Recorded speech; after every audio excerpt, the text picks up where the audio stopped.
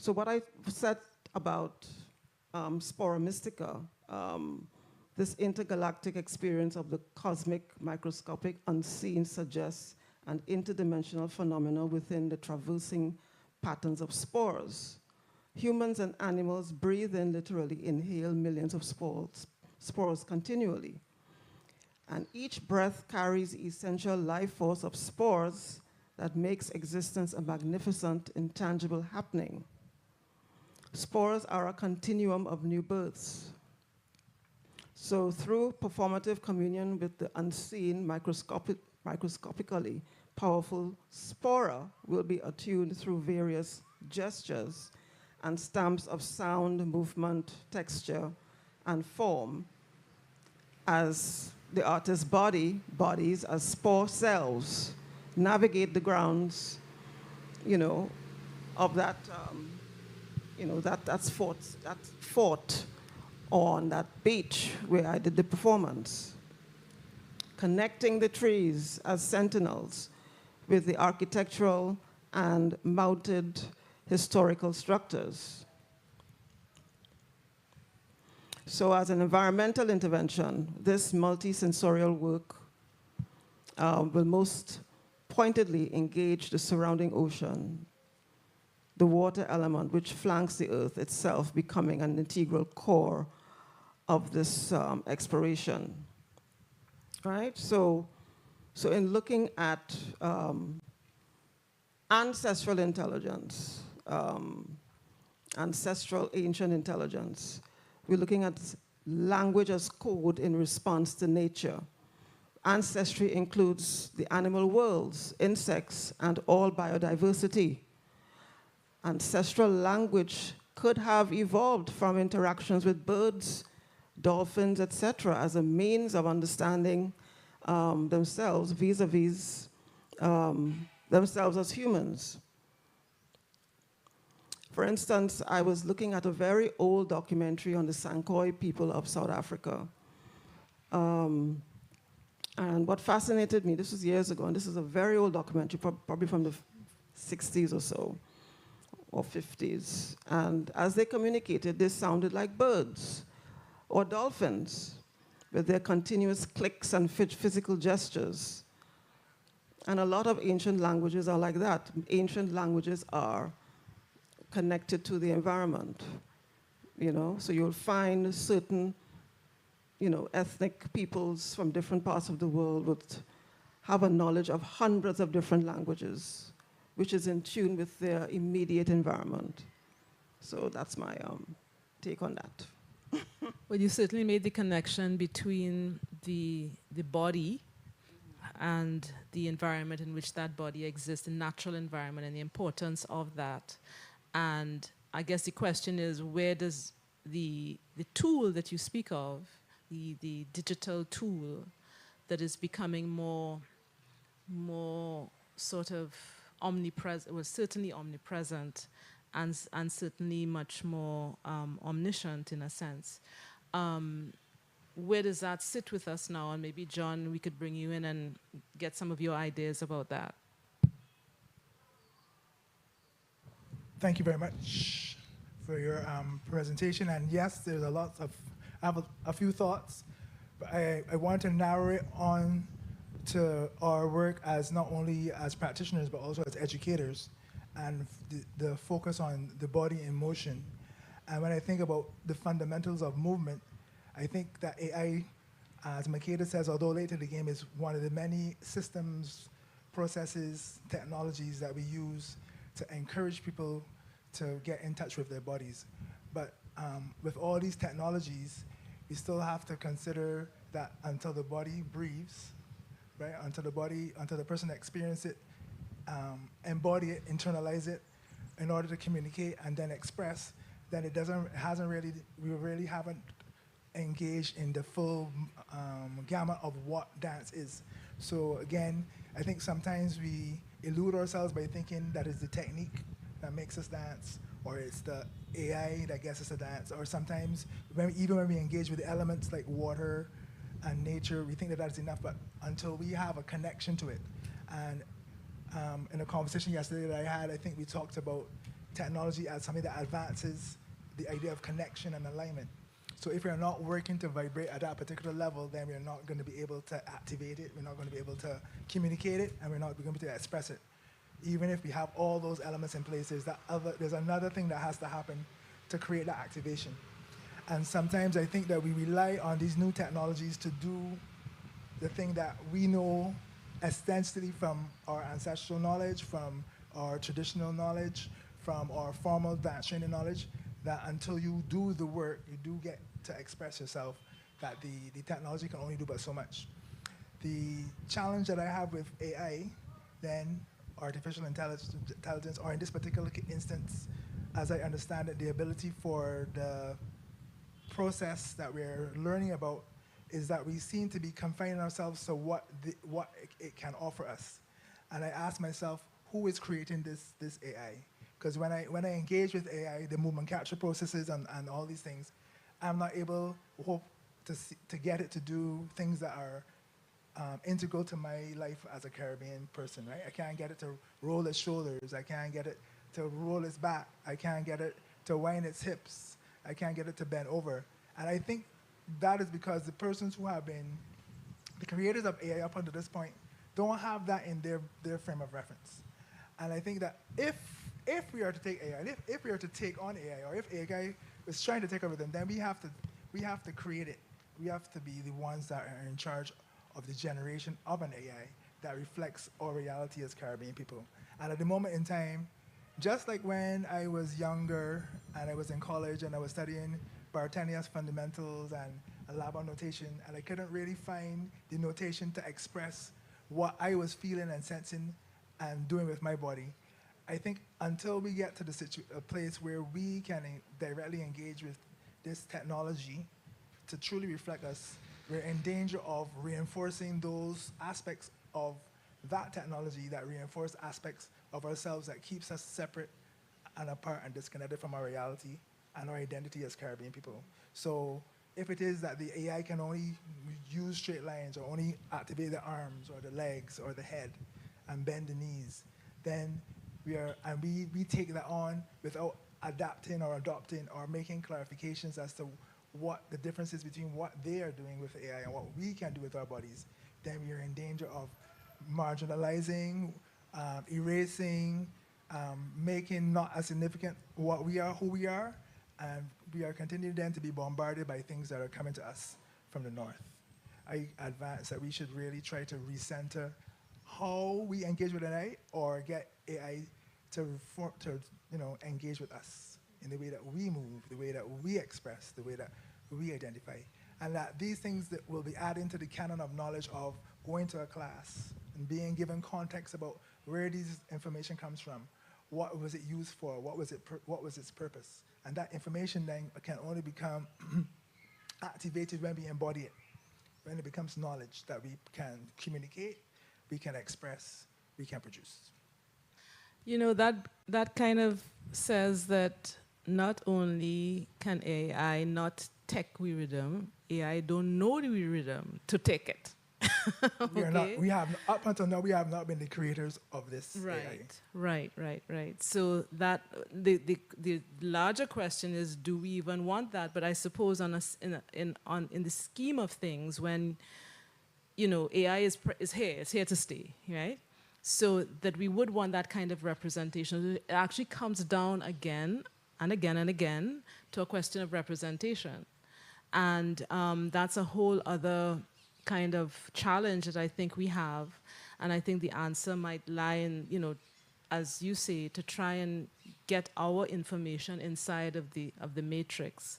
But I also think that as we speak about technology and those words, that surround technology, I've always been fascinated with the human body. The human body is one of the greatest sets of technology ever. You're born with this technology. You may not have all the language when you're born or whatever, but the fact is you have this capacity because of the number of nerves and veins and arteries, etc., that you're born with. And the brain that you're born with. Any animal, it doesn't matter if it's a human animal or not, you're born with incredible capacity. And that is a technology in itself. The technology of the body then starts to develop, I think, when, as you say, you get knowledge into it, right? You're socialized, or you understand your environment more, what have you. And so your technological makeup, your organic technology starts to respond to that. And there's a way, I think, in which we forget that our bodies have this technology, because we always think of it as external. And we don't, as you say, you've mentioned the word primal. I think the primal technology is us, you know? So I just want to I want to segue a little into Valencia, because Valencia has some very interesting sort of solutions. And I believe she was recently here in Barbados, but couldn't stay. And she did an actual workshop with AI and dance. Yeah. And Valencia, I'm going to put you on the spot. I don't know if you are available, but if you want to speak a little to it, you know, if not, we can do your. We can speak on your behalf, and we certainly know that you have videos that we can show. Hey, Valencia, seeing you now. Okay, so once we have, we have sound, great. So Valencia, if you want to speak a little to stuff, and then you know, we can show one of your videos. Hey, hi everyone. It's amazing to be here and join. I'm hearing an echo of myself, so it's a little bit hard to focus. I don't know if it's something we can. Okay, can everybody still hear me? Yeah, we can. Okay, great. Thank you.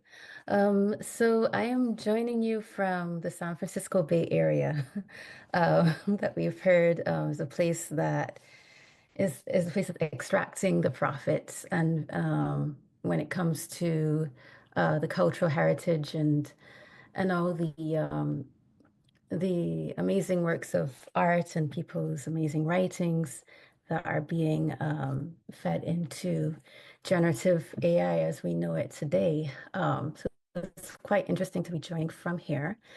For me, I'm in awe of everyone, you know, who has Makeda's work, Kuzuru, Sonia, and John. You're my teachers, and I look up to, you know, your amazing insight.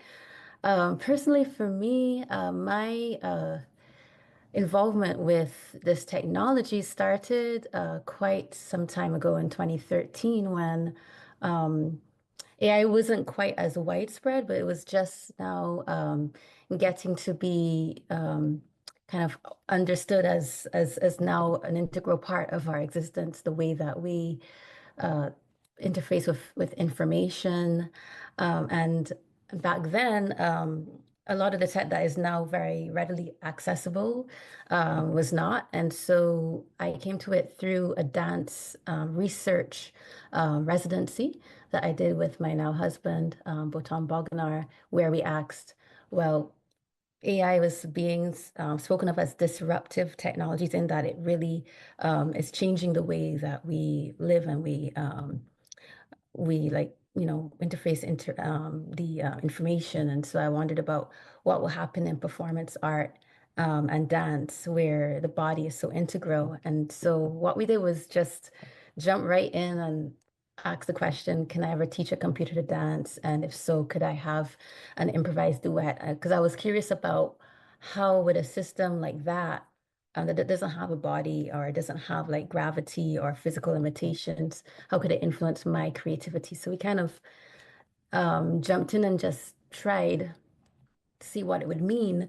And for me, in my personal journey, I realized that yes, I wasn't able to express myself as a Caribbean person. I wasn't able to do much undulations, but it did give something interesting to my way of performing, because I improvise. I'm an improviser. And so I was looking at it from the stance of a kind of visual stimulus, and a way to respond and to come out of movement habits that, you know, come up in your training. And I must say that my training and the way that I approached dance, especially at that time, was more it was more based on like modern dance and improvisation. So not directly looking at the Caribbean dance forms.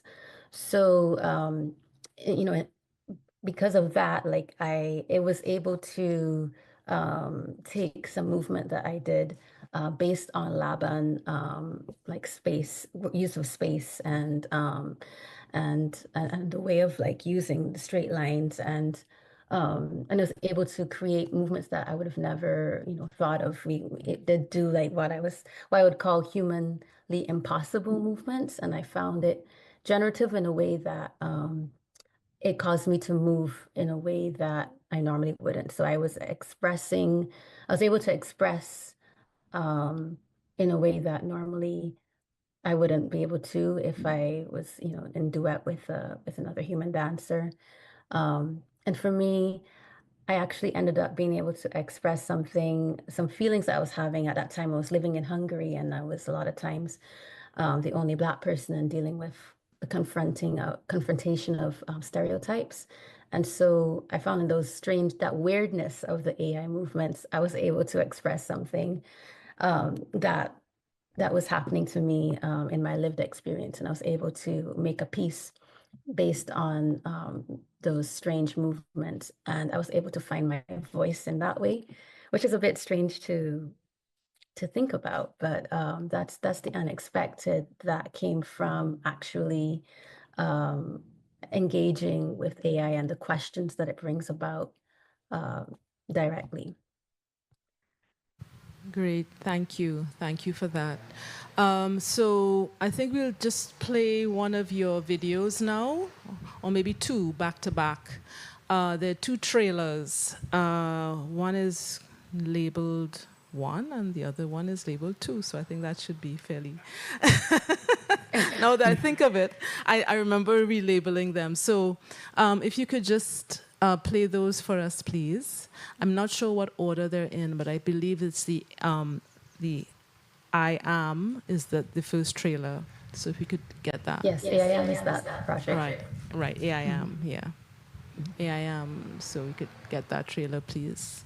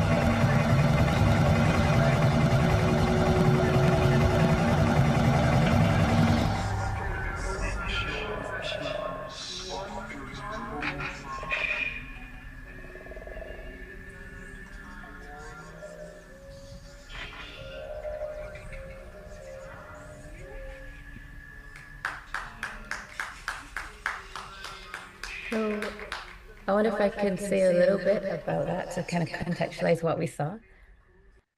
So this project was based on thinking about AI as a creative partner. So I wondered about what if it could actually influence my creations and my way of moving. And so we think of AI as just another intelligence, not replacing, but kind of complementing and in dialogue. So thinking beyond like the binary of good or bad, human, non-human. But what if there is some kind of dialogue? What can come out of that?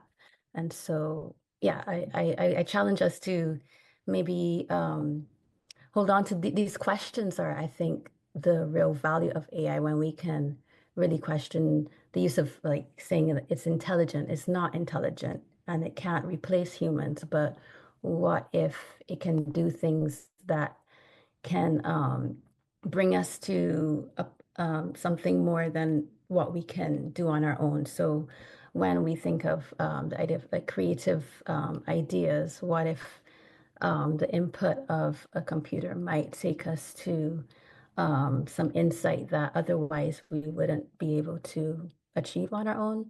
Not saying because it's not because it's superior or anything, but it's just different. So that's my take on that. Okay, great stuff. Thank you.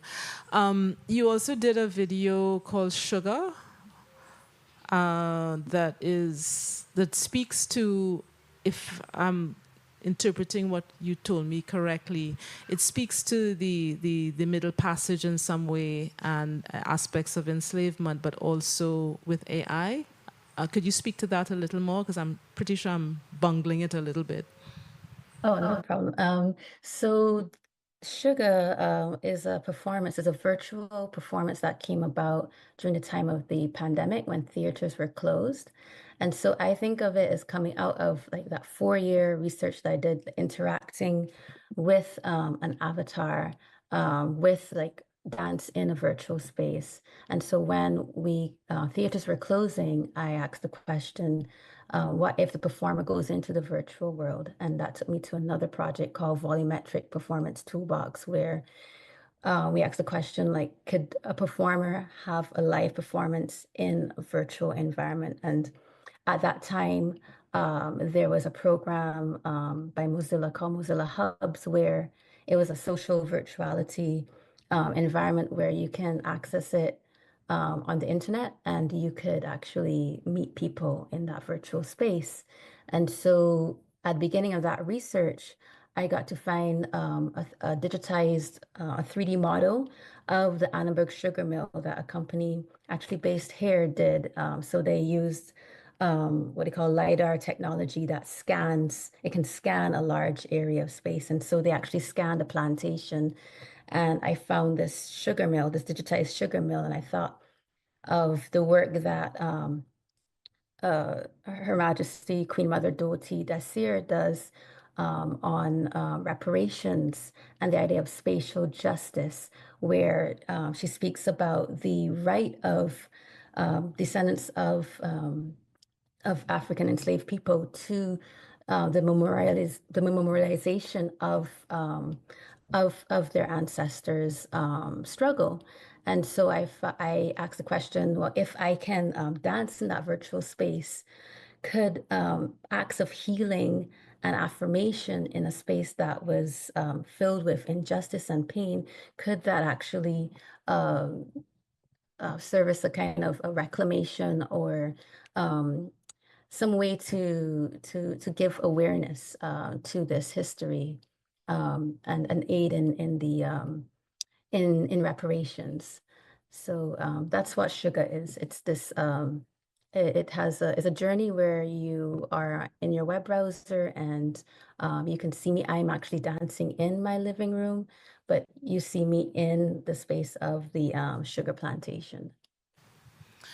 And how long is that one? I couldn't remember. That's about a minute too, right? Or is it Yes, longer? it's just the trailer, but the actual experience was about half hour. And so participants were given a link, and then you could, you got in the link and you basically were like an avatar moving in a space, and you could move around with the arrows on your keyboard.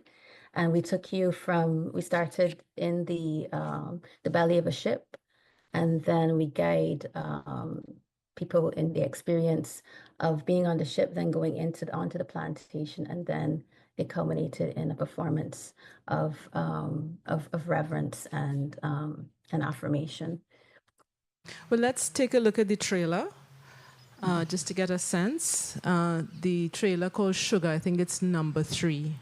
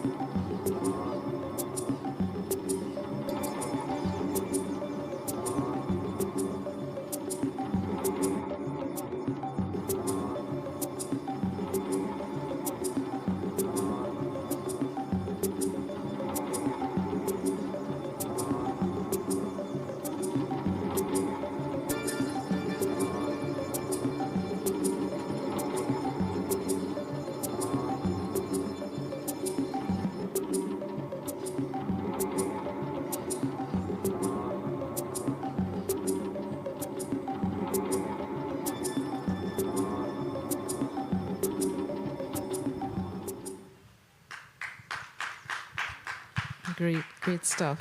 Thank you, Valencia. So I Thank just, you. I just wanted to ask my esteemed panelists that are not virtual, but here, sitting next to me, if you had any other comments. And I have one, after that little segment, I have one exercise which I think I'd like to involve the audience with, so that we can kind of round off the discussion. But please, if you have any other thoughts or comments, please share it, or them. Sorry about that. You really don't like technology. You didn't even take up the mic. No, man. No, sorry. Yes, Valencia, thank you so much. That was really thought-provoking. And it now draws me to this, these questions that were posed, generally for the panelists. And I sought to respond to each question, text response to the thematic questions of AI can't take Riddim. So this conversation opens a spiritual window into the artistic soul of the Caribbean. Through invocation, testimony, and shared ancestral memory, we ask, how does the artist become a vessel for spirit? And I responded by saying the artist embodies the spirit of that which she incantates through sound, movement, space, and breath. The creative gesture of intention reverberates an energy force that weaves a connection between a communion of bodies. What is the relationship between creation and communion? Creation communes the energy forces that reveal themselves in that moment of fleeting realization. This is not a relationship, but an in-between immersive power of cause and effect, call and response. How do we hold the sacred in contemporary Caribbean life?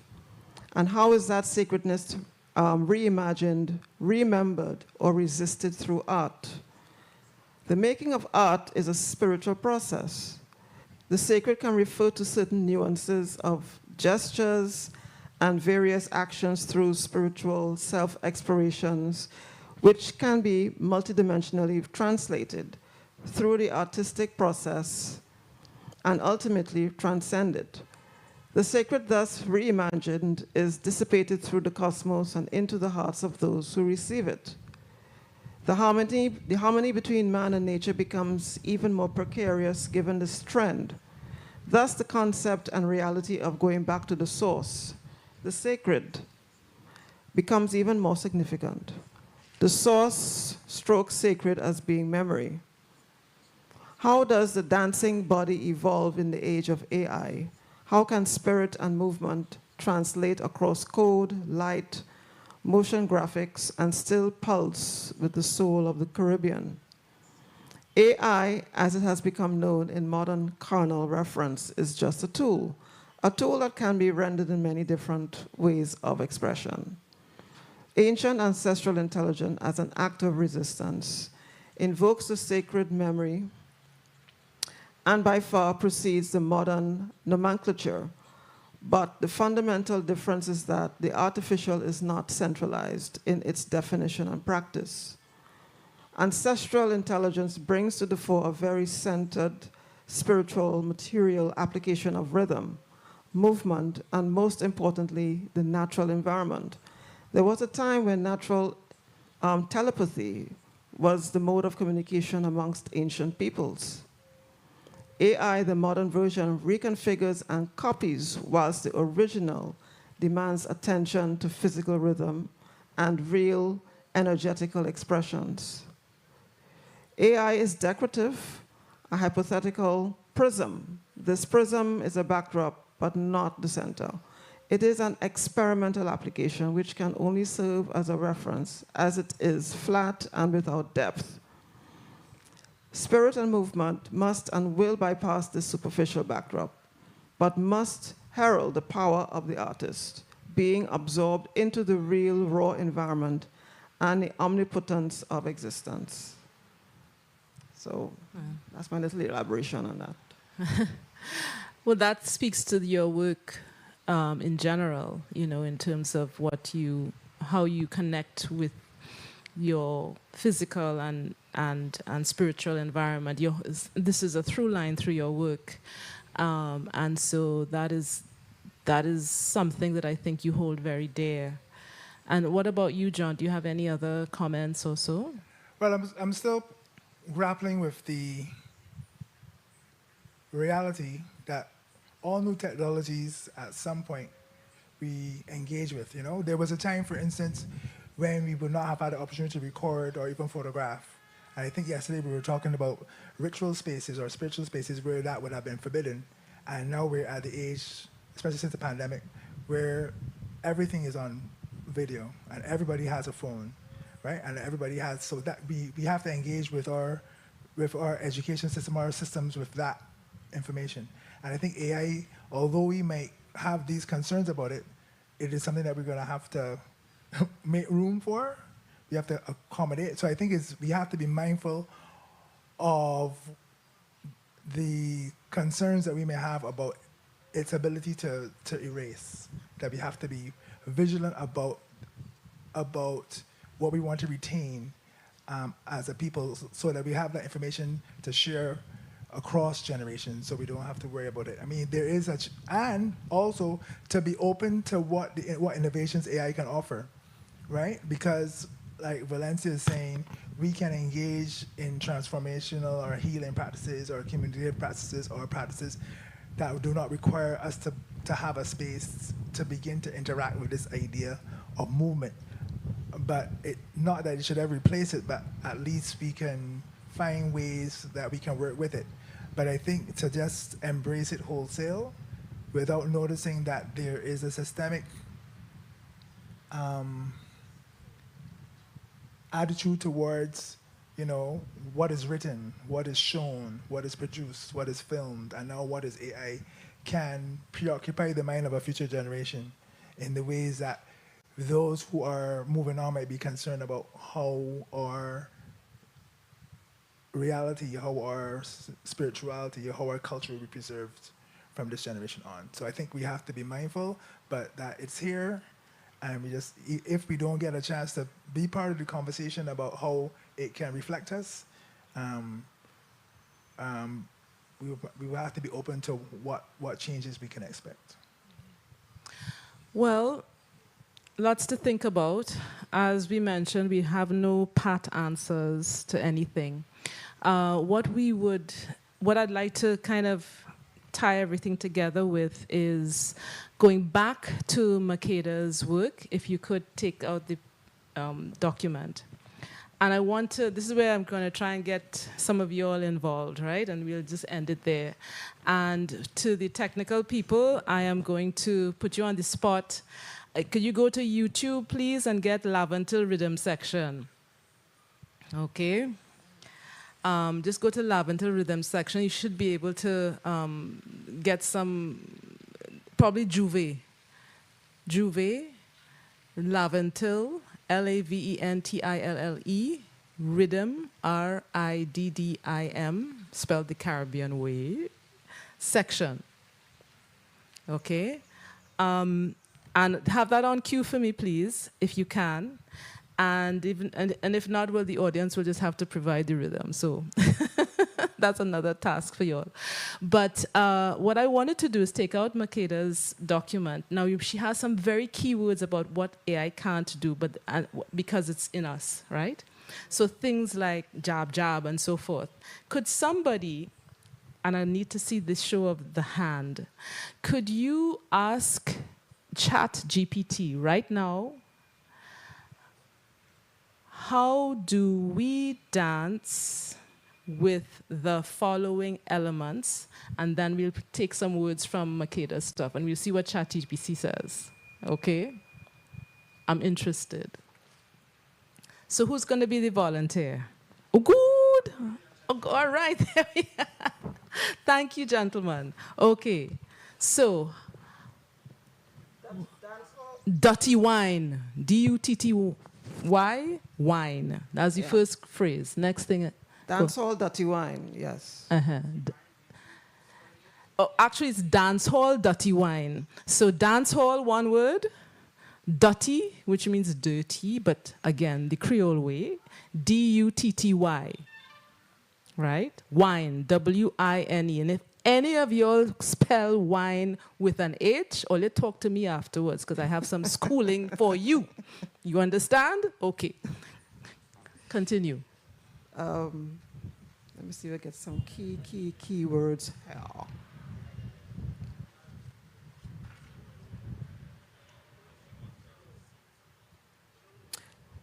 Jab, jab. Jab, jab. J-A-B, space J-A-B. It's just one question. You have commas after all of these things, right? I think it's easier that way. He wants you to have a... There we go. Right. Good. What else? So the prompt goes, how do we dance with the following elements? Correct. And then you put everything that I've listed for you because it's coming from Makeda's text. Dirty wine is there. Present and accounted for. Very good. Jab, jab. Gosh, my spelling. When the bass drops, let me see. Jab, jab. I think she had Bele in there too. Yes. B-E-L-E. Ballet. D-E-L-E. B-E-L-E. Yes. What else did she have in there? I think she had something on the first page. Kalinda, Orisha ritual. Okay, let's go with Kalinda because that's... Kalinda. Yeah. K-A-L-L-I-N-D-A. K-A-L-I-N-D-A. Can you make sure you spell jab, jab so I don't make a mistake? J-A-B, J-A-B. J. Two separate words. Right. I think that's enough. The poor algorithm can't handle anymore. So let's just go with that. This is precisely it. All right, and see what comes up. Oh, well. And could I get the rhythm, please? The Lavender rhythm section, if you can find it and play it. How about the very word Riddim? Riddim. Thank you. Very nice. What does it come up with? You should just read it out. Okay, great question. You're pulling together 4 powerful Afro-Caribbean dance traditions, each with its own story, rhythm, and body language. Let's break them down one by one. Dirty wine, Jamaica and dancehall. Style, energetic, sensual, head and body focus. How to dance it. Stand with legs apart, knee bent. Rotate your head in a circular motion. Add shoulder rolls and hip movement to accentuate the rhythm. Hands can rest on knees or extend outward for balance. Emphasis, attitude, flow, and stamina.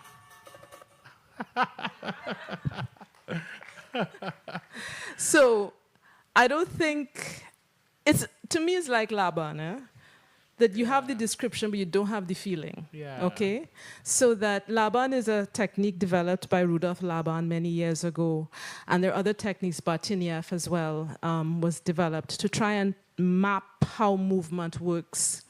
But thus far, as we stand here in 2025, I don't think we can actually, or an algorithm, no matter how advanced or how simple as Laban would be considered now in terms of mapping, can actually get the feel of the body, all right, or what the body feels and what the body exudes. So I feel that is something that we probably could kind of look at and consider when we talk about AI or any other device. Something else might come up. Tomorrow, something else might come. It may not be AI, it might be something else, right? And so to that point, it would be that we should never, I mean, I don't want to say that it may never happen, but I don't know of anything that can replace being immersed in a community or going to a formal class or being in a space where you are actually actively engaged in that creative process. Right. And I think that's the thing. Because AI is not a creative space. It just reflects. Right. So yeah. It doesn't create. You don't get a chance to improvise. You don't get a chance to make mistakes and right. You don't have that aha moment from the technology itself. It is from the actual engagement with a person who is guiding you through this process. Right. And I mean, to speak to Valencia's point, there are ways in which you can use it to extract and to learn. So again, we as humans need to be, because we're always trying to rail against prejudice, right? So we need to be as open as we can to understanding what it can teach us, but knowing fully well that we are whole beings and technologies of our own. And I saw a hand in the audience, and I think that would be the only question, comment that we'll take. Yes, this gentleman, Thomas. It wasn't, well, it could maybe be a comment, but it's just a reminder that what we're calling AI now, for example, ChatGPT is a large language learning engine, and depending on who you are, it will give you different answers because its main job is actually to please you. Exactly. People forget that. It tries to give you an answer that you will be happy with, even to the point of fabrication. So when I put it in, it knows I'm a dance professor. So it says, dancehall dotty wine, kinetic principle. The dotty wine is a head rotation technique where the neck, shoulders, and spine are mobilized to isolate and circle the head in a powerful, sustained spirals. What makes it striking is its polycentricity. Hips open, counter-rotate, knees bounce, and the spine ripples while the head cycles. The energy is centrifugal, pulling outward, yet grounded by the hips and legs. And then it continues to go into engagement, and then it says cultural consideration. Dutty wine is hyper-visible expression of dancehall, erotic, athletic, and resistant aesthetics. Engaging in it requires acknowledgement of its Jamaican urban origins, its gender politics, especially around women's bodies and public sexual power, and its placement in dancehall's economy and attention. Same question, same platform, trying to please two different people. Right. And that is a very interesting thing. Can I follow up on that?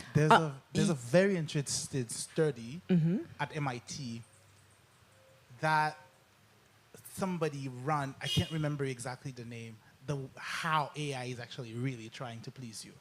Like a series of prompts, different people, and all the bias that's engraved into the AI, that it would answer you in a way and someone else in a different way.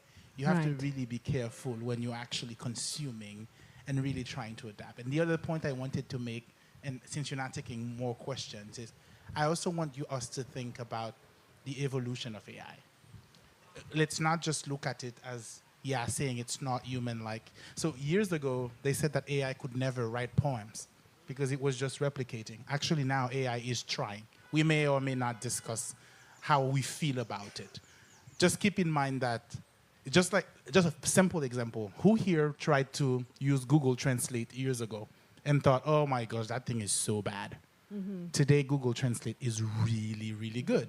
So we have to think about AI as well as how it's evolving over time and what are we expecting from it, because the more we are correcting it, the more we are using it, we're making it better. And we have to decide, what does better mean for us and where are we trying to go as humans? So I just wanted to make those 2 points very important before we close the panel. Yeah, and the thing is, yes, it's about, in fact, I was having this discussion just this morning about AI and how it seeks to please people to the point where it seeks to agree with them where they commit crimes because they want to commit the crime, and AI is trying to say, well, yeah, if you feel that way, well, yeah, go and rob the guy, kind of thing.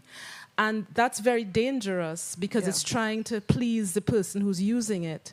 And I imagine, because maybe not, because I don't know if my phone has connectivity, but when I go, when I retire tonight, I'm probably going to see things about dirty wine because I've been speaking about them because they think that I want to hear it, right? And that is how, and that has been happening before ChatGPT, long before ChatGPT, right? What I think, to close, just to talk about the whole issue, even with those two definitions, because they're pleasing two different people, and if we were to do it for everybody might have something different. The question comes back to, does that mean that AI took our rhythm? Okay. Does it mean, and I'll leave you with that because that's our next talk altogether that we can't do now, right? But the fact is that, does the fact that two people, and then it could be multiple people, have such different results, does that take your rhythm? Or does that add to it? Okay? I'll leave you with that. So thanks, everyone. Thanks, everybody at home. Makeda, oh God, we chop up your poem real good, real bad, girl, but I hope you're okay with it in terms of taking out those pieces of those words and so forth. But you really started, that piece was very on point, and it's really supposed to be performed. It's a performance piece. So just imagine that piece in performance as opposed to just being read. And I want to thank Akuzuru. I want to thank John for their stellar contributions, Valencia for giving us a very, very wonderful point of view about how we can work with the system. And thank you to Mariel Barrow, who's in the audience, who is the one who invited us here to speak about things we knew not much about, but we decided to get some conversation going among ourselves across the waters before we came. And, you know, this is the result. So I thank you, and I thank the audience for your patience and for attending. Have a great evening. And thank you, Sonia.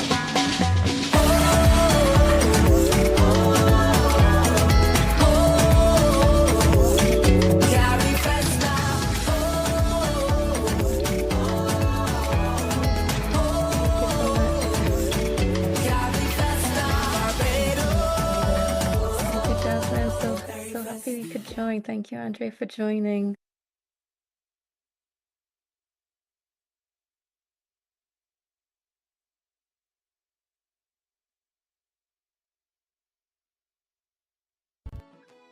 We want a piece for Jamaica. Yo, what are you? Oh, man, none of that.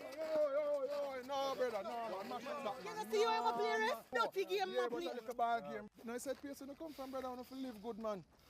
I want to live good, brethren. No shake hand, I can play a little bad, brethren. Really have to shake hand? Yeah, man, and no badness, brethren. Just live good, man. Come together, and make the violence done. This is your reminder on how to mark your ballot.